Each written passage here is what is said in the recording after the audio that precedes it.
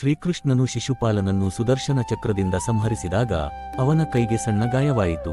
ಅದನ್ನು ನೋಡಿ ದ್ರೌಪದಿಯು ತಕ್ಷಣ ತನ್ನ ವಸ್ತ್ರದ ಒಂದು ತುಂಡನ್ನು ಹರಿದು ಕೃಷ್ಣನ ಕೈಗೆ ಕಟ್ಟಿ ರಕ್ತ ನಿಲ್ಲಿಸಿದಳು. ಆಕೆಯ ಕೃತಜ್ಞತೆಯ ಕಾಳಜಿಯನ್ನು ನೋಡಿ ಕೃಷ್ಣನು ಮುಗುಳ್ನಗುತ್ತಾ ಹೇಳಿದನು, ದ್ರೌಪದಿ, ನಿನ್ನ ಈ ಪ್ರೇಮವನ್ನು ನಾನು ಮರೆಯುವುದಿಲ್ಲ. ಒಂದು ದಿನ ನಾನು ನಿನ್ನ ಉಪಕಾರಕ್ಕೆ ಪ್ರತಿಯಾಗಿ ನಿಂತುಕೊಳ್ಳುತ್ತೇನೆ. ಆ ಕ್ಷಣದಲ್ಲಿ ಅವರಿಬ್ಬರ ನಡುವೆ ಶಾಶ್ವತವಾದ ಭಕ್ತಿ ಮತ್ತು ನಂಬಿಕೆಯ ಬಾಂಧವ್ಯ ಉಂಟಾಯಿತು.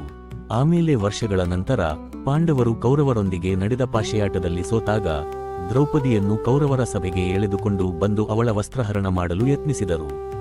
ನಿರ್ಭಯಳಾದ ದ್ರೌಪದಿ ಆದರೆ ಅಸಹಾಯಕಳಾಗಿದ್ದಳು. ಆಕೆಯು ಮನಃಪೂರ್ವಕವಾಗಿ ತನ್ನ ರಕ್ಷಕನಾದ ಕೃಷ್ಣನನ್ನು ಸ್ಮರಿಸಿದಳು.